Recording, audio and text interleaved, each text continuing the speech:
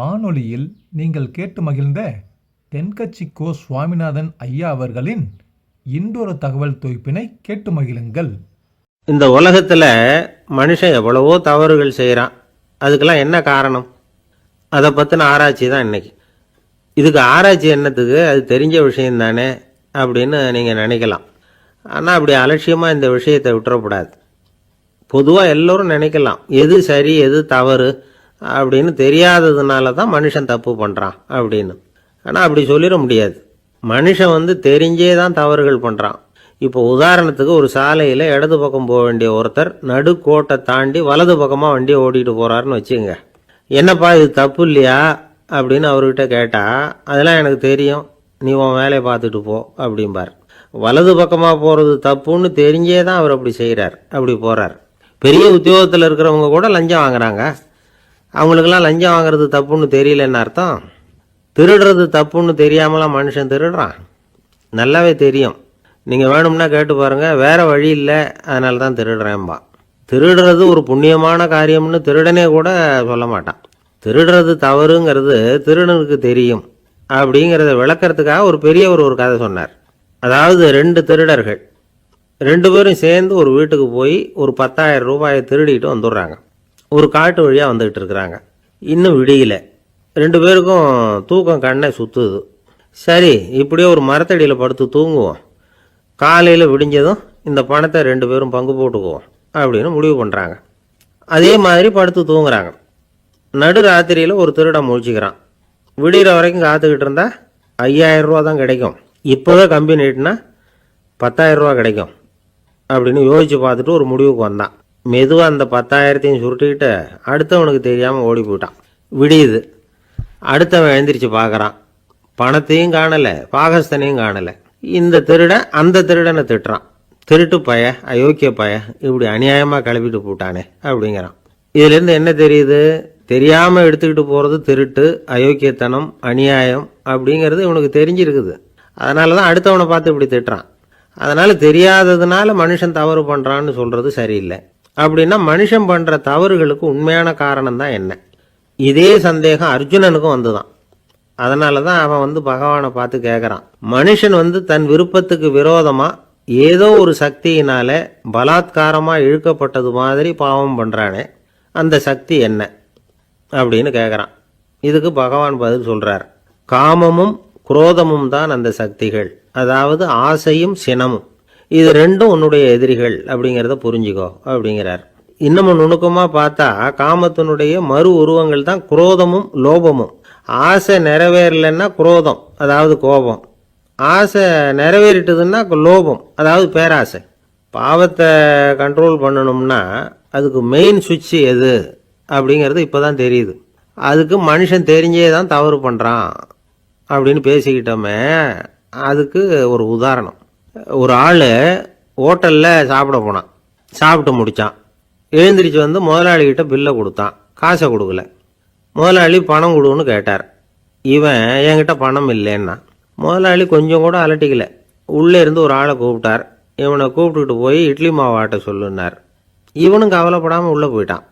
அப்போது அழைச்சிட்டு போகிற ஆள் கேட்குறான், ஏன் சார், சாப்பிட்றதுக்கு முன்னாடி காசு இல்லைங்கிறது உங்களுக்கு தெரியாதா அப்படின்னு கேட்குறான். தெரியும், காசு இல்லைங்கிறதும் தெரியும், காசு இல்லாமல் சாப்பிட்டா மாவாட்டணுங்கிறதும் தெரியும் அப்படின்னா அந்த ஆள். அப்படின்னா நீங்கள் உங்கள் வீட்லேயே சாப்பிட்ருக்கலாமே அப்படின்னு கேட்குறான் அவன். அதுக்கு இவர் சொல்கிறாரு, அது எப்படி, அங்கே சாப்பிட்டாலும் நான் இதே வேலையை தானே செய்ய வேண்டியிருக்கும் அப்படின்னாரான். ஒரு ஊரில் ஒரு துறவி இருந்தார், புத்த சமய துறவி. அந்த ஊர் மன்னன் அவரை பற்றி கேள்விப்பட்டிருக்கான். ஒரு நாள் புறப்பட்டு போனான். துறவியின் பாதங்களை தொட்டு வணங்கினான். அதுக்கப்புறம் சொன்னான், ஐயா, நான் உங்களை அரண்மனைக்கு அழைச்சிட்டு போகிறதுக்காக வந்திருக்கிறேன். இனிமேல் நீங்கள் இங்கே எதுக்கு இருக்கணும் அப்படின்னானா. அவன் மனசுக்குள்ளே என்ன நினைப்புன்னா, இவர் எங்கே வர போகிறாரு, நான் ரொம்ப எளிமையானவன், எனக்கு எதுக்கு அரண்மனை வாசம்னு சொல்லிவிடுவார் அப்படின்னு நினச்சிருக்கான். ஆனால் அந்த துறவி என்ன பண்ணார் தெரியுமா? அப்படியா, சரி போகலாம், வா, போய் உன் ரதத்தை கொண்டுட்டு வா, அரண்மனைக்கு போகும்பொழுது அதுக்கு தகுந்த மாதிரி ஆடம்பரமாக போகணும் அப்படின்னு விட்டாரான். துறவி இப்படி சொன்னதும் அந்த மன்னனுக்கு மனசுக்குள்ள சந்தேகம் வந்துட்டுது. இவர் உண்மையிலேயே துறவி தானா, ஏமாத்து பேர் வழி மாதிரி தெரியுதே அப்படின்னு நினச்சிருக்கான். இருந்தாலும் இனிமேல் என்ன பண்ணுறது, சொல்லியாச்சு. ரதத்தை கொண்டுகிட்டு வந்தான். துறவி ஏறி உக்காந்தார். பக்கத்தில் ராஜா. அவர் ரொம்ப உற்சாகமாக வரார். இவன் ரொம்ப சோர்ந்து போய் வரான். துறவி மரத்தடியிலேயே வாழ்ந்து பழக்கப்பட்டவர். அரண்மனையில் எளிமையாக ஒரு இடத்துல உட்காந்துக்குவார் அப்படின்னு நினைச்சான். ஆனால் அப்படி இல்லை. அரண்மனைக்கு வந்த உடனே அந்த துறவி அதை கொண்டுட்டு வா இதை கொண்டுட்டு வான்னு சொல்லி உத்தரவு போட ஆரம்பிச்சுட்டார். அரண்மனையில் இருந்தால் அரசனை மாதிரி இருக்கணும் அப்படிங்கிறார். ராத்திரி பூரா சௌகரியமாக தூங்கினார். பகலில் அரண்மனை தோட்டத்தில் உலாவ வேண்டியது, நீச்சல் குளத்தில் குளிக்க வேண்டியது, இப்படியே பொழுது போக்கிட்டு இருக்கிறார். அந்த அரண்மனையில் துறவி மகிழ்ச்சியாக இருக்கிறார். மன்னனால் அப்படி இருக்க முடியல. அவருக்கு எந்த கவலையும் இல்லை. இவனுக்கு அரசாங்க கவலைகள். துறவி அப்படி இருக்கிறத இவனால் தாங்கிக்க முடியல. ஒரு நாள் அவர்கிட்டயே போய் நான் உங்ககிட்ட கொஞ்சம் பேசணும்னு நானா. துறவி பார்த்தார். நான் இந்த அரண்மனைக்கு வரும்பொழுதே நீ என்னமோ என்கிட்ட கேட்கணும்னு நினைச்ச. ஏன் காலதாமதம்? நீ அனாவசியமாக உன்னையே தொந்தரவு பண்ணிட்டு இருக்கிற. நீ கவலையாக இருக்கேங்கிறது எனக்கு புரியுது. நான் மரத்தடியில் இருந்தப்போ கூட என்னை அடிக்கடி சந்திச்சுக்கிட்டு இருப்பேன். ஏதாவது விளக்கம் கேட்கறது உண்டு. இங்கே வந்த பிறகு என்னை சந்திக்கிறது கூட அபூர்வமாக போயிட்டுது. நீ இப்போ என்ன கேட்க போறேங்கிறது எனக்கு தெரியும். இருந்தாலும் கேள் அப்படின்னாராம். வேற ஒன்றும் இல்லைங்க. இப்போ உங்களுக்கும் எனக்கு என்ன வித்தியாசம்? 2 பேரும் அரண்மனையில் தான் இருக்கிறோம். நீங்கள் மகிழ்ச்சியாக இருக்கிறீங்க, நான் அப்படி இருக்க முடியல. இவ்வளவுக்கும் நீங்கள் முன்னாடி இருந்தது மாதிரி இல்லை. தினமும் தங்கத்தேர் கேட்குறீங்க, உயர்தரமான ஆடைகள் அணிகிறீங்க, சுவையான சாப்பாடு. இப்படி இருக்கிறப்போ உங்களுக்கும் எனக்கு என்ன வித்தியாசம்? இதுதான் மன்னனுடைய கேள்வி. இதுக்கு பதில் சொல்கிறேன், என் கூட புறப்பட்டு வா, இந்த நகரத்துக்கு வெளியில் போவோம் அப்படின்னு சொல்லி அரசனை கூப்பிட்டுக்கிட்டு ஊர் எல்லைக்கு சேர்ந்தார் துறவி. அங்கே போய் சொன்னார், இதை பாருப்பா, இந்த இடத்த தான் தேடிக்கிட்டு இருந்தேன். இனிமே நான் திரும்பி வர போறதில்ல. நீ என்னோட வர்றியா திரும்பி போறியா அப்படின்னார். நான் எப்படிங்க உங்க கூட வர முடியும்? என்னுடைய நாடு, என்னுடைய சொத்துக்கள், மனைவி, மக்கள் எல்லாத்தையும் விட்டுட்டு எப்படிங்க வர்றதுன்னா. இப்போ அந்த துறவி சொன்னார், இப்போ வித்தியாசத்தை தெரிஞ்சுக்கிட்டியா? நான் அரண்மனையில் இருந்தேன், எல்லா வித பொருள்களும் உடையவனா இருந்தேன். ஆனால் எதையும் சொந்தம் கொண்டாடுறவனா இருக்கல. ஆனால் நீ அப்படி இல்லை, எல்லாத்தையும் சொந்தம் கொண்டாடிக்கிட்டு இருக்கிற. இதுதான் நமக்குள்ள வித்தியாசம் அப்படின்னு சொன்னார். அரண்மனை ஆடைகளை அப்படியே களைஞ்சார். அரசங்கிட்ட கொடுத்தார். உன்னுடைய ஆடைகளை நீயே வச்சுக்கோன்னார். அவர் பாட்டுக்கு நடந்து போனார். திரும்பியே பார்க்கல. அரசனுக்கு அப்பதான் தன்னுடைய அறியாமை விளங்குச்சான். இதுல இருந்து நாம புரிஞ்சுக்க வேண்டியது என்னன்னா, இந்த உலகத்துல எத்தனையோ பொருள்கள், அதையெல்லாம் முறையா பயன்படுத்தினா மகிழ்ச்சி. அதை விட்டுட்டு அதுக்கெல்லாம் சொந்தம் கொண்டாட ஆரம்பிச்சா கவலை. நம்ம ஆட்கள் சொந்தம் கொண்டாடுற விதமே தனி. ஒரு ஆளு இன்னொருத்தங்கிட்ட ஒரு கொடை கடன் வாங்கியிருந்தான், திருப்பி கொடுக்கல. கொடையை கொடுத்தவன் கேட்டான், என்கிட்ட கடன் வாங்கினிய கொடை, அதை கொஞ்சம் திருப்பி தர்றியான்னா. அது உனக்கு இப்போ அவசரமா தேவைப்படுதா அப்படின்னு கேட்டான் இவன். எனக்கு தேவைப்படல, அந்த கொடையை நான் யாருக்கிட்ட வாங்கியிருந்தேனோ அவனுக்கு இப்போ அது அவசரமா தேவைப்படுது அப்படின்னானா அந்த ஆள். ஜப்பான்ல உள்ள ஒரு புத்த விகாரை, அங்க ஒரு வயசான பௌத்த குரு தங்கியிருக்கிறார். ஒரு நாள் ராத்திரி கடுமையான குளிர், அவரால் தாங்க முடியல. பார்த்தார், மரத்துல செஞ்ச புத்த சிற்பங்கள் அங்க நிறைய இருந்தது. அதுல ஒன்றை எடுத்து அதுக்கு தீ மூட்டி அந்த நெருப்புல குளிர் காஞ்சிக்கிட்டு இருக்கிறார். மர சிற்பம் தீ வச்சதும் படபடன்னு வெடிக்க ஆரம்பிச்சுட்டுது. அந்த சத்தத்தை கேட்டதும் அந்த புத்த விகாரையின் குருக்கள் வெளியில் ஓடி வந்தார். இவர் ஆனந்தமாக குளிர் காஞ்சிக்கிட்டு இருக்கிறார். அவரால் பொறுத்துக்க முடியல. தெருவில் தெரிஞ்சுக்கிட்டு இருந்த அந்த பெரியவரை இங்கே தங்க அனுமதிச்சதே அவர் தான். இவர் இப்படி பண்ணுறாருன்னு நினச்சிக்கிட்டே அவரை கோபமாக பார்த்தார். ஏன் இப்படி கோபமாக பார்க்குறீங்க, இப்படி உட்காருங்க அப்படிங்கிறாரு இவர். அவருக்கு இன்னமும் கோபம் வந்துட்டுது. எங்கள் கடவுளை எரிச்சுட்டீங்களே அப்படின்னு சத்தம் போட்டாராம். அப்படியா அப்படின்னு கேட்டுக்கிட்டே அந்த சாம்பலை கிளறினார் இவர். என்ன செய்கிறீங்கன்னு கேட்டிருக்காரு அவர். நான் எலும்புகளை தேடுறேன்னாராம். நீங்கள் ஒரு பைத்தியம், இது ஒரு மர சிற்பம், இதில் எலும்புகள் கிடையாது அப்படின்னாராம். அவருக்கு கோபம் வந்துட்டுது. உடனே வெளியில் போங்கன்னு கத்தியிருக்கார். வெளியில் தள்ளி கதவையும் சாத்தி விட்டாராம். மறுநாள் காலையில் கதவை திறந்து பார்த்தா அந்த வயசான பெரியவர் ஒரு மைல்கல் மேலே சில காட்டு பூக்களை வச்சு புத்தம் சரணம் கச்சாமின்னு சொல்லிக்கிட்டே இருக்கிறார். இவருக்கு சந்தேகமாக போட்டுது. கிட்ட போனார். என்ன செஞ்சுக்கிட்டு இருக்கீங்கன்னு கேட்டார். இது என்னுடைய காலை நேர பிரார்த்தனைனாராம். நிஜமாவே நீங்கள் ஒரு பைத்தியமாக தான் இருக்கணும், ஏன்னா அது ஒரு மைல்கல் அப்படின்னாராம். இப்போ அந்த பெரியவர் சொன்னாராம், நீங்கள் ஒரு மரத்தை புத்தராக நினைக்கும் பொழுது நான் ஏன் ஒரு மைல்கல்ல புத்தராக நினைக்கக்கூடாது? நான் புத்தரை எரிக்கலாம், ஏன்னா அவரை நான் நேசிக்கிறேன். அந்த சிற்பம் மரத்தால் ஆனதுங்கிறது எனக்கு தெரியும். நான் ஒரு மைல்கல்லை தொழலாம், ஏன்னா அது எனது பூக்களை தாங்குது. நான் இந்த மைல்கல்லுக்குள்ளே மறைஞ்சிருக்கிற புத்தரை பார்க்குறேன். யாராவது ஒரு சிற்பி இதை சிலையாக்கினாதான் நீங்கள் புத்தரை பார்க்க முடியும். அன்னைக்கு ரொம்ப குளிராக இருந்தது. நான் எனக்குள்ளே இருக்கிற புத்தரையும் பாதுகாக்கணும். உள்ளே இருக்கிற புத்தரை காப்பாற்றுறதுக்காக வெளியில் உள்ள புத்தரை எரிக்கலாம், அதில் ஒன்றும் தப்பு இல்லை. அது அவருடைய போதனையிலேயே இருக்குது. உனக்குள் ஜோதியாக இரு அப்படிங்கிறது அவருடைய போதனை. என்னுடைய புத்தர் குளிரில் நடுங்கிட்டு இருந்தார். அந்த மர சிற்பங்கள் வெயில் மழையில் உணர்ச்சி இல்லாமல் இருந்தது, அதனால் அப்படி பண்ணினேன். ஆனால் நீங்கள் என்ன பண்ணீங்க? நான் ஒரு மர புத்தரை எரிச்சதுக்காக உயிருள்ள புத்தரை வெளியில் தள்ளி கதவை சாத்தினீங்க அப்படின்னார் அந்த பெரியவர். உண்மையான பக்திங்கிறது இதுதான். அதாவது உனக்குள் ஜோதியாக இரு அப்படின்னு புத்தர் சொன்னார் இல்லையா? அது மாதிரி தனக்குள் ஜோதியாக இருக்கிற இந்த காலத்து ஆசாமிகள் நிறைய பேர் உண்டு. எப்பவும் போதையிலேயே இருக்கிறவங்க. ஒரு நாள் நடு ராத்திரி ஒரு மது கடையில் ஒரு ஆள் அங்குள்ள சிப்பந்திகள் கிட்ட கேட்டுக்கிட்டு இருக்கிறான். மறுபடியும் இந்த கடை எப்போ திறப்பாங்கன்னு கேட்டானா. நாளைக்கு காலையில் 8 மணிக்கு திறப்பாங்க அப்படின்னு நானும் அங்கே இருந்த ஆள். அவன் திருப்பி திருப்பி அதையே கேட்டுக்கிட்டு இருக்கான். இவனுக்கு பதில் சொல்லி சொல்லி அழுத்து போச்சு. அதான் சொல்கிறேன் ஐயா, நாளைக்கு காலையில் வா அப்படின்னாங்களாம். அதுக்கு இவன், நான் வர்றதுக்காக கேட்கலையா, நேத்திக்கு வந்தவன் உள்ளேயே மாட்டிக்கிட்டேன், வெளியில் போகிறதுக்காக கேட்டேன் அப்படின்னானான். இமயமலை அடிவாரத்தில் ஒரு மடம். அங்கே ஒரு சன்னியாசி இருந்தார். அவர்கிட்ட ஒருத்தர் வந்தார். சுவாமி, ஆசையை உதற நினைக்கிறேன், முடியல, ஒட்டிக்கிட்டே வருது அப்படின்னாராம். இப்படி உட்கார, ஒரு கதை சொல்கிறேன் அப்படின்னு சொல்லி அவர் சொல்ல ஆரம்பித்தாராம். அவர் சொன்ன கதை என்னென்னா, ஒரு ஊரில் ஒரு ஆள் இருந்தான். அவன் பேர் குப்புசாமி. அவன்கிட்ட எப்பவும் ஒரு பழைய தொப்பி இருக்கும், விடவே மாட்டான். அதனால் அவனை எல்லாரும் தொப்பி சாமி அப்படின்னு தான் கூப்பிடுறது வழக்கம். ஒரு புது தொப்பி வாங்கிக்கப்படாதாப்பா அப்படின்னு நண்பர்கள்லாம் சொல்லி பார்த்தாங்க. பணத்துக்கு எங்கே போவேன் அப்படின்னு விட்டானான். பணம் வச்சுருக்கான், செலவு பண்ண மனசு வரல, மகா கஞ்சன். பழைய பாட்டில்கள்லாம் வாங்கி விற்றுக்கிட்டு இருந்தான். அப்படி ஒரு தடவை பழைய கண்ணாடி சாமான்களை ஏலத்தில் எடுத்தப்போ அதில் ஒரு அருமையான சென்ட்டு பாட்டில் கிடச்சிது. உடனே ஒரு ஐடியா பண்ணான். அந்த சென்ட்டை சின்ன சின்ன பாட்டில்களில் அடைச்சி ஜன்னல் ஓரமாக அடுக்கி வச்சுட்டான். அதை விற்றா நிறைய பணம் கிடைக்குமே, அதனால். இதுக்கு இடையில் ஒரு நாள் அவன் அப்படியே உட்காந்துருந்தான். அந்த நேரம் நண்பன் வந்தான். ஏண்டா, உன் பழைய தொப்பியை மாற்றப்படாதா? ஊரில் எல்லாரும் கேலி பேசுகிறாங்களே உன்னை தொப்பி சாமின்னு அப்படின்னு சொல்லி கேட்டிருக்கான். இந்த சென்ட்டு பாட்டில் விற்றதும் பணம் வரும், அதுக்கப்புறம் பார்க்கலாம் அப்படின்னு நானா இவன். சரி வா, நீச்சல் குளத்துக்கு போயிட்டு வருவோம் அப்படின்னு கூப்பிட்ருக்கான் நண்பன். 2 பேரும் போனாங்க. அதே நேரம் அந்த ஊர் நீதிபதியும் அங்கே குளிக்க வந்தாராம்.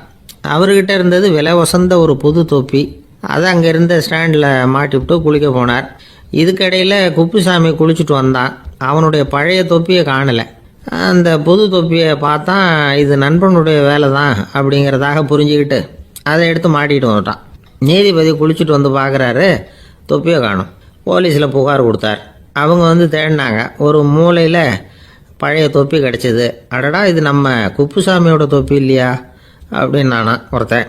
உடனே அவன் வீட்டுக்கு தேடிட்டு போயிருக்காங்க. அங்கே போய் பார்த்தா புது தொப்பி அங்கே இருக்குது. உடனே அவனுக்கு 1000 ரூபா அபராதம் போட்டாங்களாம். அவன் பணத்தை கட்டிவிட்டு ரொம்ப எரிச்சலோடு வீட்டுக்கு வந்தான். பழைய தொப்பி கண்ணில் பட்டது. மறுபடியும், உன்னால் தானே எனக்கு 1000 ரூபா நஷ்டம் அப்படின்னு சொல்லி அதை எடுத்துக்கிட்டு அப்படி போயிருக்கான். அந்த ஊர் குளத்தில் வீசி எரிஞ்சிட்டு வந்துட்டான். அது மீன் பிடிக்கிற ஒருத்தன் கையில் சிக்கிச்சு. அவன் வர்ற வழியில் அதை எடுத்து வேகமாக வீசி எறிஞ்சான். அது நேராக குப்புசாமி வீட்டு ஜன்னல் வழியாக உள்ளே இந்த சென்ட்டு பாட்டில்கள் மேலே விழுந்து எல்லாம் உடஞ்சி நொறுங்கி போச்சு. குப்புசாமி பார்த்தான். தோட்டத்தில் ஆழமாக ஒரு குழியை வெட்டினான். அந்த தொப்பியை போட்டான், மூடிவிட்டான். இதை அடுத்த வீட்டுக்காரன் பார்த்தான். ஏதோ புதையல் தான் வச்சுருக்கான் போல இருக்குன்னு நினச்சான். போலீஸில் போய் புகார் கொடுத்துட்டான். மறுபடியும் போலீஸ் குழியை தோண்டினாங்க. பழைய தொப்பி மறுபடியும் வெளியில் வந்தது. எல்லோரும் சிரிக்கிறாங்க. அன்னைக்கு ராத்திரியே அந்த தொப்பியை எடுத்துக்கிட்டு நேராக புறப்பட்டான். ஒரு கல்லில் அதை சேர்த்து கட்டி குடிநீர் தொட்டி இருக்கும்ல, அதில் போட்டுட்டு வந்துட்டான். இனிமேல் என்ன பண்ணும் பார்ப்போன்னு. ஒரு நாள் திடீர்னு குழாயெல்லாம் அடைப்பட்டு போச்சு. மாநகராட்சி அலுவலர்கள் என்னன்னு பார்த்தா அந்த பழைய தொப்பி குழாயை அடைச்சிக்கிட்டு இருக்குது. இது குப்புசாமியோட தொப்பிங்கிறது தான் எல்லாருக்கும் தெரியுமே. உடனே குடிநீரை பாழாக்கணத்துக்காக குப்புசாமிக்கு கோர்ட்டு 2500 ரூபா அபராதம் போட்டுவிட்டுது. அதையும் கட்டிவிட்டு வெளில வந்தான். கடைசியாக முடிவு பண்ணான். ஒரு நெருப்பு குச்சியை கிழிச்சான். தொப்பியை கொளுத்தினான். எரிஞ்சுது. எடுத்து வெளில எரிஞ்சான். கொஞ்ச நேரத்தில் தீ அணைப்பு படம் வந்துட்டுது. ஆமாம், இவன் எடுத்து எரிஞ்சது வெளியில் விழுந்து வீட்டு கூரையே பற்றிக்கிட்டு எரிய ஆரம்பிச்சுட்டுது. அவனோட பணத்தாசையும் அதோட சேர்ந்து எரிஞ்சு போச்சான். இப்படி ஒரு கதை. இந்த கதையை சொல்லி முடித்தார் அந்த இமயமலை அடிவாரத்தில் இருந்த சன்னியாசி. இப்போ அந்த குப்புசாமி எங்கே இருக்கிறான்னு கேட்டார் எதிரில் இருந்தவர். இதோ உன் எதிரிலே இருக்கிறான், நான் தான் அந்த குப்புசாமி அப்படின்னாரான் அந்த சன்னியாசி. அந்த குப்புசாமி கிட்ட இருந்தது மாதிரி ஒரு பழைய தொப்பி நம்ம ஒவ்வொருத்தர்கிட்டையும் உண்டு. அதை எப்படி தொலைக்கிறதுன்னு தெரியாமல் தடுமாறிக்கிட்டு இருக்கிறோம். அது என்ன தொப்பிங்கிறீங்களா? அதுதான் நம்மை சூழ்ந்திருக்கிற மாயை அப்படிங்கிறார் சுவாமி சின்மயானந்தர். மெய்ஞானம் கிடைக்கிறப்போ மாயை எரிஞ்சு போகும் அப்படிங்கிறது அவருடைய கருத்து. நம்மால் ஒருத்தர் வேகமாக ஓடி வந்தார். காலில் மாட்டியிருந்த பழைய செருப்பு ரெண்டையும் ஆவேசமாக தூக்கி ஒரு கிணத்துல போட்டுட்டு வெறுங்காலோடு நடந்து வந்துக்கிட்டு இருக்கிறார். ஏன் அப்படி பண்ணீங்க அப்படின்னு கேட்டோம். அந்த செருப்புக்கு சொந்தக்காரன் பின்னாடி வந்துக்கிட்டு இருக்கிறான், அதனால் அப்படி பண்ணேன் அப்படிங்கிறார் இவர். ஒரு காடு, நல்ல மரம்லாம் செழிச்சு இருந்தது. அப்படிப்பட்ட காட்டில் ஒரு சாது இருந்தார். அவர் எப்படின்னா எப்பவும் ஒரு மரத்தடியில் உட்காந்துருப்பார். ஏன்னா அவருடைய இருப்பிடமே அதுதான். அவர் என்ன பண்ணுவார், 3 கல் வச்சுருந்தார். செங்கல் மாதிரி இருக்கும், ஆனால் அதை விட கொஞ்சம் பெருசாக இருக்கும். எதுக்கு அந்த 3 கல்லுன்னா அதுதான் அவருடைய படுக்கை. அதாவது தூங்குறப்ப ஒரு கல்லை தலைக்கு கீழே வச்சுக்குவார், இன்னொரு கல்லை இடுப்புக்கு கீழே வச்சுக்குவார், இன்னொரு கல்லை காலுக்கு கீழே வச்சுக்குவார். உடம்பை அப்படியே ஒரு தகட்டால் மூடிக்குவார், அப்படியே தூங்கி போடுவார். மழை பெய்யுதுன்னு வச்சுங்க, அவர் உடம்பு 3 கல் மேலே இருக்குதா, அதனால் தண்ணி அடியில் ஓடி போடும், உடம்பு நனையாது. மேலே தகடு இருக்கிறதுனால மழையும் உடம்புல படாது. அவர் தூக்கமும் கெடாது, நிம்மதியாக தூங்குவார். பகலில் அந்த 3 கல்லையும் ஒரு சேர ஒரு அடுப்பு மாதிரி வச்சு அது மேலே உட்காந்துக்குவார். அதனால் பாம்பு பூச்சி எதுவும் அவரை தொந்தரவு பண்ணுறதில்ல. அது பாட்டுக்கு நடந்து போயிடும். அவர் பாட்டுக்கு நிம்மதியாக இருப்பார். யாராவது எதையாவது கொண்டுகிட்டு கொடுத்தா அதை வாங்கி சாப்பிடுவார், அவ்வளவுதான். ஒரு நாள் அந்த நாட்டு அரசன் காட்டுக்கு வேட்டையாட வந்தான். அந்த வழியாக வந்தப்போ இந்த சாது படுத்துருக்கிறத பார்த்தான், பரிதாபப்பட்டான். ஐயோ பாவம், இவர் இப்படி இந்த கல் மேலே உடம்ப வச்சுக்கிட்டு தூங்குறாரு, என்ன பாடுபடுவார். இவரை நாம் அரண்மனைக்கு அழைச்சிட்டு போய் சுகமாக நிம்மதியாக இருக்கிறதுக்கு வழி செஞ்சு கொடுப்போம், அது ரொம்ப நல்லாயிருக்கும் அப்படின்னு நினச்சான். அப்படி நினச்சிக்கிட்டே அரண்மனைக்கு வந்துட்டான். அதுக்கப்புறம் ஒரு பல்லக்கையும் 2 சேவகர்களையும் காட்டுக்கு அனுப்பி அந்த சாதுவை மெதுவாக இங்கே அழைச்சிட்டு வந்துடுங்க அப்படின்னு சொல்லி அனுப்பி வச்சான். இவங்க போய் அவர்கிட்ட விவரத்தை சொன்னாங்க. எனக்கு என்னத்துக்கு அரண்மனை வாசம் அப்படின்னார். இருந்தாலும் மன்னர் உத்தரவு, நீங்கள் அவசியம் வரணும் அப்படின்னாங்க இவங்க. சரின்னு சொல்லிவிட்டு வேறு வழி இல்லாமல் புறப்பட்டார். புறப்படும் பொழுது என்ன பண்ணாருன்னா, மறக்காமல் அந்த 3 கல் ஒரு தகடு அதையும் எடுத்து பல்லக்கில் வச்சுக்கிட்டார். என்னத்துக்கு இதையெல்லாம் எடுத்து வைக்கிறாரு அப்படின்னு சொல்லி அவங்க யோசனை பண்ணாங்க. இருந்தாலும் அதை பற்றி ஒன்றும் கேட்கல. பேசாமல் அவரை அழைச்சிட்டு போய் அரண்மனையில் விட்டுட்டாங்க. அரசன் ஓடி வந்தான், வரவேற்றான், அறுசுவை உணவு படைத்தான். அவர் படுக்கிறதுக்கு தங்க கட்டில், பட்டு மெத்தை, இப்படி எல்லாம் ஏற்பாடு பண்ணி வச்சான். இங்கே படுத்து ஓய்வு எடுத்துங்க அப்படின்னு சொல்லிவிட்டு அவன் பாட்டு போயிட்டான். மறுநாள் காலையில் பார்க்குறான், சாது படுத்துருக்கிறார். எப்படி தெரியுமா, அந்த பட்டு மெத்தை மேலே 3 கல்லையும் வச்சு வழக்கம் போலவே அது மேலே படுத்துருக்கிறார். அதுக்கு மேலே தகடு. அரசன் பார்த்துட்டு அதிர்ச்சி ஆகிட்டான். என்ன சுவாமி இப்படி அப்படின்னா, சாது சொன்னார், எனக்கு தேவையும் இல்லை குறையும் இல்லை, எல்லா இடத்துலையும் எனக்கு ஒரே மகிழ்ச்சி தான் அப்படின்னார். மகிழ்ச்சிங்கிறது தங்க கட்டிலேயோ பட்டு மெத்தையிலேயோ இல்லை, அது மனசில் இருக்கிற ஒரு விஷயம். உண்மையான மகிழ்ச்சிக்கு வழி மனப்பக்குவம் அப்படிங்கிறது அந்த அரசனுக்கு புரிஞ்சுதான். இந்த காலத்தில் ஒரு சாமியார், அவரை தேடி ஒரு சீடன் வந்தான். என்னாச்சு தெரியுமா, சுவாமி எனக்கு நிம்மதி வேணும், அதுக்கு என்ன வழின்னு கேட்டான். சாமியார் நிமிர்ந்து பார்த்தார். அப்புறம் சொன்னார், நீ ஏகப்பட்ட பேர்கிட்ட கடன் வாங்கியிருக்கிற, அதையெல்லாம் திருப்பி கொடுத்தா தான் உனக்கு நிம்மதி கிடைக்கும்னார். இவனுக்கு ஆச்சரியம். அது எப்படி சாமி, அவ்வளவு கரெக்டாக நான் கடன் வாங்கினதை கண்டுபிடிச்சிங்க அப்படின்னா, உனக்கு கடன் கொடுத்து சாமியாராக போனதே நான் தான்ப்பா, அதனால தான் இந்த கதிக்கு வந்தேன். என்கிட்டயே நிம்மதிக்கு வழி கேட்குறியே, அதுதான்டா வேதனை அப்படின்னாராம் அவர். ஒரு வயசான பாட்டியும் தாத்தாவும் ஒரு பூங்காவில் உட்காந்து பேசிக்கிட்டு இருக்கிறாங்க. அவங்களுக்கு கல்யாணம் ஆகி 53 வருஷம் ஆச்சு. பிள்ளைங்கள்லாம் படித்து பெரிய பெரிய வேலையில் இருக்கிறாங்க. பேரன் பேத்திகளும் நல்ல நிலைமையில் இருக்கிறாங்க. இந்த தாத்தாவும் பாட்டியும் சிரித்து பேசிக்கிட்டு இருந்ததை ஒரு பெரியவர் பார்த்தார். அவருக்கு ஆச்சரியமா இருந்தது. இந்த வயசுலயும் இவ்வளவு அந்யோன்யமா இவங்க பேசிக்கிட்டு இருக்கிறாங்களே அப்படின்னு நினைச்சார். சரி, நேரிலேயே கேட்டுருவோமே அப்படின்னு நினைச்சுக்கிட்டு கிட்ட போனார். உங்க மன வாழ்க்கையின் வெற்றிக்கான ரகசியம் என்ன அப்படின்னு கேட்டார். இதை கேட்டதும் அந்த தாத்தா சிரிச்சுக்கிட்டே பாட்டியை பார்த்தாராம். அதுக்கப்புறம் சொன்னாராம், நான் இந்த அம்மாவை கல்யாணம் பண்ணிட்டதுக்கும் எங்களுடைய இல்வாழ்க்கை இவ்வளவு நாளா பலம் குறையாம மகிழ்ச்சியா இருக்கிறதுக்கும் காரணம் ஒண்ணுதான். அது என்ன காரணம்னா, எங்களுக்கு இடையில பொதுவா நிறைய குறைகள் உண்டு, அதுதான் காரணம் அப்படின்னாராம். அவர் சொல்றது சரிதான் அப்படிங்கிறது மாதிரியே அந்த பாட்டியும் அவரை நிமிர்ந்து பார்த்தாங்களாம். இந்த பெரியவர் மறுபடியும் அந்த பாட்டியை பார்த்து அதே கேள்வியை கேட்டிருக்கார். உங்களுடைய நீண்டகால மன வாழ்க்கைக்கு கிடைச்ச வெற்றி எதனாலேன்னு சொல்ல முடியுமா அப்படின்னு கேட்டாராம். அவங்களும் சிரிச்சுக்கிட்டே பதில் சொன்னாங்களாம். என்ன பதில் தெரியுமா? சில பேரை நாம குறிப்பிட்ட பண்புகளுக்காக நேசிக்கிறோம், வேற சிலரை நாம அந்த பண்புகள் இல்லாத குறைகளுக்காகவே விரும்பி பழகிறோம் இல்லையா அப்படின்னு கேட்டுட்டு தலையை குனிஞ்சுக்கிட்டாங்களாம் அந்த பாட்டியம்மா. அவங்க அப்படி சொன்னதை கேட்டதும் இவருக்கு புதுசா ஞானம் பிறந்தது மாதிரி இருந்துதான். இதுதான் மனம் நிறைந்த மன வாழ்க்கை அப்படிங்கிறார் சுவாமி சென்மயானந்தர். பண்புகளை எப்படி நேசிக்க முடியுதோ அதே மாதிரி பண்புகள் இல்லாத குறைகளையும் நேசிக்க முடியும். மனசுதான் காரணம். ஒரு மேல்நாட்டு தம்பதி, அவங்களும் தாத்தா பாட்டி தான். அவங்க 2 பேரும் ஒரு பூங்காவில் உட்காந்து சிரிச்சு பேசிக்கிட்டு இருக்கிறாங்க. அதை ஒருத்தர் பார்த்தார். அவருக்கு ஆச்சரியம், இவ்வளவு காலம் ஆகி இந்த வயசுலயும் இப்படி அன்பா பேசிக்கிட்டு இருக்கிறாங்களே அப்படிங்கிற ஆச்சரியம். கிட்ட நெருங்கி போனாரு. கேட்டார், ஏன் தாத்தா, உங்களுக்கு கல்யாணம் ஆகி எவ்வளவு வருஷம் ஆச்சுன்னார். 55 வருஷம் ஆச்சுன்னாராம் அவரு. இன்னமும் இவ்வளவு சந்தோஷமா இருக்கிறீங்களே, அதுக்கு என்ன காரணம்னு கேட்டிருக்கார். அதுக்கு என்ன காரணம்னா, இதுவரைக்கும் எங்களுக்குள்ள சண்டையே வந்ததில்லை அப்படின்னாராம். அது எப்படி முடியும்னு கேட்டிருக்கார் இவர் ஆச்சரியமா. அந்த தாத்தா சொல்ல ஆரம்பிச்சாராம், பாருப்பா, எங்களுக்கு கல்யாணம் ஆன புதுசுல நானும் என்னுடைய மனைவியும் ஒரு குதிரை மேலே ஏறி ஒரு காட்டு வழியா போய்கிட்டு இருந்தோம். கொஞ்ச தூரம் போனதும் அந்த குதிரை எடக்கு பண்ணிச்சு. நான் உடனே கீழே இறங்கி அந்த குதிரையை பார்த்து, இது உனக்கு முதல் தடவை அப்படின்னு மிரட்டலா சொல்லிவிட்டு ஏறி உக்காந்தேன். மறுபடியும் போனோம். கொஞ்சம் தூரம் குதிரை நல்லபடியாக நடந்து போச்சு. மறுபடியும் எடக்கு பண்ண ஆரம்பிச்சுட்டுது. நான் கீழே இறங்கினேன். கையில் இருந்த சாட்டையால் ஓங்கி ஒரு அடி கொடுத்தேன். இது உனக்கு 2வது தடவை அப்படின்னு சொல்லிவிட்டு ஏறி உக்காந்தேன். மறுபடியும் குதிரை கொஞ்சம் தூரம் நல்ல விதமாக நடந்து போச்சு. அப்புறமும் எடக்கு பண்ண ஆரம்பிச்சுட்டுது. அந்த சமயத்தில் ஒரு ஆற்று பாலத்தை கடந்து போய்கிட்டு இருக்கிறோம். நான் கீழே இறங்கினேன்.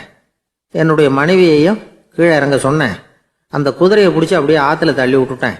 தள்ளி விட்டுட்டு, இது உனக்கு கடைசி தடவை அப்படின்னு சொன்னேன். அதை பார்த்ததும் என் மனைவி பதறி போயிட்டாங்க. போய், ஐயோ பாவம், என்ன இப்படி பண்ணிவிட்டீங்க, உங்களுக்கு மனசுல கொஞ்சம் கூட இறக்கமே இல்லையா அப்படின்னாங்க. நான் மெதுவா இவங்க பக்கம் திரும்பி, இது உனக்கு முதல் தடவை அப்படின்னேன். அவ்வளவுதான், அன்னையிலேருந்து இன்னைய வரைக்கும் ஒரு நாள் கூட எங்களுக்குள்ள சண்டையே வந்ததில்லை அப்படின்னு விளக்கம் கொடுத்தார் அந்த தாத்தா. ஒரு ஊர்ல ஒருத்தர் இருந்தான். ஒரு நாள் காலையில எழுந்திரிச்சான். ஒரு 10 ரூபாய் எடுத்து சட்டை பையில வச்சுக்கிட்டான். கடை தெருவுக்கு புறப்பட்டான். காய்கறி வாங்குறதுக்காக அவன் போறான். காய்கறி சந்தைக்கு போய் சேர்ந்தான். கத்திரிக்காய் 1/4 கிலோ கொடுங்கன்னான். கொடுத்தாங்க. காசு கொடுக்கறதுக்காக சட்டை பையில கையை விட்டான். பணத்தை காணும். 10 ரூபாய் சட்டை பையில வச்சுக்கிட்டு தான் வந்தான். அது இப்போ அங்கே இல்லை. வழியில் எங்கேயும் அது விழுந்துட்டு போட்டுருக்கு. அல்லது யாராவது திருடர்கள் தெரியாமல் அதை எடுத்துக்கிட்டு போட்டாங்களா என்னன்னு தெரியல. எப்படியோ 10 ரூபாய் அவன் இழந்துட்டான். கையில் காசு இல்லை. அதனால் கத்திரிக்காயை திருப்பி கொடுத்துட்டு கவலையோட வீட்டுக்கு திரும்பி வந்தான். அதையே நினச்சிக்கிட்டு இருந்தான். அவனுக்கு துக்கம் அதிகமாக போச்சு. அழ ஆரம்பிச்சிட்டான். காய்கறிகள் வாங்கிட்டு வந்து ஆனந்தமாக சமைச்சு சாப்பிட்லாம்னு நினச்சோம். அது முடியாமல் போச்சேங்கிற கவலை அவனுக்கு. அதனால் அதை மறக்கவே முடியல. இது நடந்து கொஞ்ச நாள் ஆச்சு. அதே மனுஷன் இன்னொரு நாள் அதே மாதிரி புறப்பட்டான். பணத்தை எடுத்து பையில வச்சுக்கிட்டான். காய்கறி சந்தையை நோக்கி போய்கிட்டு இருக்கிறான். இப்போ வழியில் ஒரு ஏழை பையனை பார்த்தான். தம்பி, எங்கே போகிற அப்படின்னு கேட்டான். ஐயா, பள்ளிக்கூடத்துக்கு போய்கிட்டு இருக்கிறேன்னா அவன். சரி, அதுக்கே இவ்வளவு கவலையோடு போய்கிட்டு இருக்கிற அப்படின்னு விசாரித்தான் அவன். ஐயா, நான் ரொம்ப ஏழை, வீட்டில் வசதி இல்லை, பரீட்சைக்கு பணம் கட்டணும், இன்னைக்கு கடைசி நாள், என்ன செய்யறதுன்னு தெரியலன்னா. இவன் பார்த்தான். தாங்கிட்ட இருக்கிற பணத்தை எடுத்து அந்த பையன்கிட்ட கொடுத்தான். இதை வச்சுக்கோ, உடனே பணத்தை கட்டு, நல்லா படி, பரீட்சை எழுது அப்படின்னு சொல்லிவிட்டு திரும்பி வந்துட்டான். வெறுங்கையோடு திரும்பி வந்தும் வீட்டில் கேட்குறாங்க, எங்கே காய்கறின்னு வழக்கம் போல் கேட்டாங்க. இவன் நடந்தது சொன்னான். இப்போ வீட்டில் இருந்தவங்க அவங்ககிட்ட ஒரு கேள்வி கேட்டாங்க. ஏங்க இதே மாதிரி முன்னாடி ஒரு தடவை காய்கறி வாங்க போய் வெறுங்கையோடு திரும்பி வந்தீங்க, இப்போவும் வெறுங்கையோடு தான் திரும்பி வந்திருக்கிறீங்க. ஆனால் முன்னாடி வந்தப்போ வருத்தமாக இருந்தீங்க, இப்போ உங்கள் முகத்தில் வருத்தம் தெரியலையே அப்படின்னு கேட்டிருக்கிறான். அதாவது வீட்டில் இருக்கிறவங்க கேட்டாங்களாம். இப்போ அந்த மனுஷன் யோசிக்க ஆரம்பித்தானான், இந்த ரெண்டு நிகழ்வுகளுக்கும் என்ன வித்தியாசம். போன தடவை அவன் பணத்தை இழந்தான், இந்த தடவை அவன் பணத்தை இழந்திருக்கிறான். போன தடவை யாரோ திருடிட்டு போயிட்டாங்க, இந்த தடவை அவனாவே ஒரு பையன் பேரில் இறக்கப்பட்டு எடுத்து கொடுத்துருக்குறான். அன்னைக்கு பணம் போயிட்டுதேன்னு வருத்தமாக இருந்தது, இன்னைக்கு பணம் போனாலும் மனசுக்கு மகிழ்ச்சியாக இருக்குது, நிறைவாக இருக்குது. கொஞ்சம் யோசிச்சு பாருங்க. பணத்தை இழந்தது மகிழ்ச்சிக்கோ வருத்தத்துக்கோ காரணமாக இருக்க முடியாது. அப்படின்னா வேற எது காரணம்? அன்றைக்கு பணத்தை இழந்துட்டேன்னு அழுதான், இன்றைக்கு பணத்தை இழந்தாலும் மகிழ்ச்சியாக இருக்கிறான். ஆகவே மகிழ்ச்சிக்கும் துக்கத்துக்கும் இழப்பு காரணம் அல்ல, இழப்பு பற்றிய நம்முடைய அறிவு தான் காரணம் அப்படிங்கிறது பெரியவர்களுடைய கருத்து. எந்த பொருளும் நமக்கு கவலையை உண்டு பண்ணுறதில்ல, அந்த பொருள் பேரில் நாம் வைக்கிற பற்று தான் கவலையை உண்டு பண்ணுது. பொருள்கள் நம்ம விட்டுட்டு போயிட்டா நாம் அழுதுகிட்டு இருக்கிறோம், நாமே அதுகளை விட்டுட்டு வந்துட்டா மகிழ்ச்சியாக இருக்கிறோம். இந்த உண்மையை புரிஞ்சுக்கிட்டு நம்முடைய வாழ்க்கையை நல்ல விதமாக அமைச்சிக்கணும். ஒரு ஆள் அழுதுகிட்டு இருந்தான், ஏன்டா அழுகுறேன்னு கேட்குறார் ஒருத்தர். இழக்கிறதுக்கு எதுவும் இல்லை அதனால் அழறேன்னா. என்னடா சொல்கிறேன்னார். கிட்ட வாங்க சொல்கிறேன்னா. இந்த மணி பர்ஸை வேற ஒருத்தன் பாக்கெட்லேருந்து திருடினேன், அப்புறம் தான் புரிஞ்சுது அவங்ககிட்ட இழக்கிறதுக்கு எதுவும் இல்லைங்கிறது. ஆமாங்க இது காலி பர்ஸு, அதனால் இப்போ அழுதுகிட்டு இருக்கிறேன், திருடியும் பிரயோஜனம் இல்லை அப்படின்னு சொல்லிவிட்டு அழுதானா. ஒரு ஊரில் ஒரு இளைஞன் இருந்தான். ஒரு நாள் அவன் ஒரு குருவை தேடிட்டு புறப்பட்டான். ஊரை விட்டு வெளியில் போனான். போகிற வழியில் ஒரு காடு. அந்த காட்டில் ஒரு மரத்தடியில் ஒரு பெரியவர் உட்காந்துருக்கிறார். அமைதியாக மௌனமாக அவர் அமர்ந்திருக்கிறார். இந்த பெரியவரை விசாரிக்கலாம், குருவை தேடி கண்டுபிடிக்கிறதுக்கு இவர் ஏதாவது ஒரு வழி சொல்லி கொடுப்பார் அப்படின்னு நினச்சிக்கிட்டு அவரை நெருங்கினான். ஐயா, எனக்கு ஒரு குரு தேவை, எங்கே கிடைப்பார், அவரை எப்படி அடையாளம் கண்டுபிடிக்கிறது, அதை பற்றி ஏதாவது விவரம் சொன்னீங்கன்னா நான் கண்டுபிடிச்சிக்குவேன் அப்படின்ட்டுருக்கான். பெரியவர் நிமிர்ந்து பார்த்தார். தம்பி, அது ரொம்ப சுலபம். அவர் வயசானவராக இருப்பார், என்னை விட சுமார் 30 வயசு அதிகமாக இருக்கும். அவர் ஒரு மரத்தடியில் தான் உட்காந்துருப்பார் அப்படின்ட்டுருக்கான். சரிங்க பெரியவரே, அது என்ன மாதிரியான மரம், எப்படி இருக்கும் அப்படின்னு கேட்டிருக்கான். பெரியவர் அந்த விவரங்களையும் சொல்லியிருக்கிறாரு. அது மட்டும் இல்லை, சந்திக்கிற நாள், நேரம், வினாடி முதற்கொண்டு எல்லா விவரங்களையும் துல்லியமாக சொன்னாராம். இவ்வளவு விவரங்களை இவரால் எப்படி சொல்ல முடியுது அப்படின்னு இவனுக்கு ஆச்சரியம். இருந்தாலும் அந்த பெரியவர் கடைசியாக ஒரு விவரம் சொன்னார். அது என்ன தெரியுமா, எப்படியும் நீ அவரை சந்திக்கிறதுக்கு ஒரு 30 வருஷம் ஆகும் அப்படின்னு சொல்லிவிட்டாராம். ரொம்ப நன்றிங்க பெரியவரே அப்படின்னு சொல்லிவிட்டு அந்த இளைஞன் புறப்பட்டுருக்கான். இப்போ அவனுக்கு குரு பற்றின விவரம் எல்லாம் கிடைச்சிட்டுது, சந்திக்கிற நேரமும் தெரிஞ்சுட்டுது. ஆனால் 30 வருஷம் அவரை தேடி அலைய வேண்டியிருக்குமே. அவன் தேட ஆரம்பித்தான். காடு மலை எல்லாம் சுற்றி அலைஞ்சான். பல வருஷங்கள் தேடினான், அழுத்து போயிட்டான். கடைசியில் அவனுக்கும் வயசாகிட்டுது. கடைசியில் தன்னுடைய சொந்த ஊருக்கே திரும்பி போய்கிட்டு இருந்தான். அங்கே ஒரு மரத்தடியில் அவன் தேடிக்கிட்டு இருந்த குருநாதர் கிடைச்சார். யார் அவருன்னா, 30 வருஷத்துக்கு முன்னாடி வழி சொல்லி கொடுத்தாருல அதே பெரியவர். அவருக்கு இப்போ 30 வயசு அதிகமாக இருந்தது. அதே மரம், அன்னைக்கு பெரியவர் சொன்ன அடையாளம் இப்போ பொருத்தமாக இருந்தது. இப்போ அந்த பெரியவர் சொன்னார், சரியாக வந்து சேர்ந்துட்டேன், வா, உனக்காக தான் நான் இவ்வளவு காலமும் காத்துக்கிட்டு இருந்தேன் அப்படின்னாரான். என்ன சொல்கிறீங்கன்றிருக்கான். 30 வருஷத்துக்கு முன்னாடி என்கிட்ட வந்தியே, அப்போவே என் காலம் முடிஞ்சு போயிருந்தது. அப்போவே என்ன உனக்கு அடையாளம் தெரியல, அதனால் இவ்வளவு காலம் உனக்காக காத்துட்டு இருக்கும்படி ஆயிட்டுது அப்படின்னாராம். ஐயா, அப்போவே நீங்கள் சொல்லியிருக்கலாமே, இதுதான் 30 வருஷம் கழித்து நீ சந்திக்க போகிற இடம், நான் தான் உன்னுடைய குரு அப்படின்னு சொல்லியிருக்கலாமே அப்படின்ட்டுருக்கான். அந்த பெரியவர் சிரிச்சுக்கிட்டே இதுக்கு பதில் சொன்னாராம். நான் எவ்வளவோ விவரமாக தான் சொன்னேன், நீ சரியாக புரிஞ்சிக்கல. காரணம், அப்போ நீ போதுமான அளவுக்கு பக்குவம் பெற்றிருக்கவில்லை, அதனால் புரியும் சக்தி இல்லாமல் போயிட்டுது. அப்போ 30 ஆண்டு காலம் நீ அலைஞ்சு தெரிஞ்சிருக்கிற, அது காரணமாக இப்போ உனக்கு அந்த பக்குவம் வந்துட்டுது, அதனால தான் அடையாளம் காண முடிஞ்சது, நானே உன்னுடைய குரு அப்படின்னாராம். இதுலேருந்து என்ன தெரியுதுன்னா, ஆன்மீகத்தில் மாணவனாக சேர்றதுக்கு கூட ஒரு பக்குவத்தன்மை தேவைப்படுது. ஒரு பெரிய ஞானி, அவர்கிட்ட சீடனாக இருக்க ஒருத்தன் வந்தான், எதிரில் நின்னான். ஞானி அவனை வெகு நேரம் உற்று பார்த்தார். அப்புறம் சொன்னார், சீடனாக இருக்கிறது ரொம்ப சிரமம்னார். நான் தயாராக இருக்கிறேன்னா. அது இன்னமும் சிரமமாச்சே, இங்கே குருவாக இருக்கிறது மட்டுமே சுலபம் அப்படின்னாராம். அப்படின்னா நான் குருவாகவே ஆயிடுறேன் அப்படின்னானா. இது போலவே இந்த காலத்தில் கதை ஒன்று உண்டு.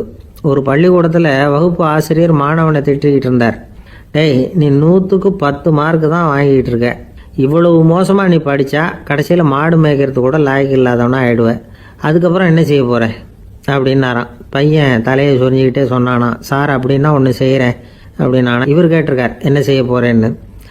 வேற என்ன சார், உங்களை மாதிரி ஒரு ஆசிரியர் ஆகிடுறேன் அப்படின்னானா. எனக்கு ஒரு உதவி செய்யணும் அப்படின்னு நம்மளை பார்த்து ஒருத்தர் கேட்குறாருன்னு வச்சுங்களேன், உடனே நாம் அவரை பார்த்து என்ன உதவின்னு கேட்போம். இதுதான் சராசரி மனிதர்களின் இயல்பு. ஆனால் ஒருத்தர் எனக்கு ஒரு உதவி செய்யணும் அப்படின்னு கேட்ட உடனே என்ன உதவின்னு கூட கேட்காம சரி செய்கிறேன் அப்படின்னு ஒத்துக்கிறது இருக்கு பாருங்கள், அது கொஞ்சம் அபூர்வம். அந்த காலத்தில் ஒருத்தர் இருந்தார். அவர் எப்படி தெரியுமா, உதவி கேட்குறவங்க நல்லவங்களா கெட்டவங்களா அப்படின்னு கூட பார்க்கல, தனக்கு நன்மையா தீமையா அப்படின்னு கூட பார்க்கல, உதவி செய்கிறேன்னு புறப்பட்டு விட்டார். அவர் யார் தெரியுமா, அவர் தான் நல சக்கரவர்த்தி. அவர் மாதிரி நாமும் உதவி கேட்குறவங்களுக்கு உடனே உதவி செய்கிறதுக்கு தயாராக இருக்கணும் அப்படின்னு சொன்னார் ஒரு ஆன்மீக பேச்சாளர். நல சரித்திரத்தை அவர் சொல்லிக்கிட்டு இருந்தார்.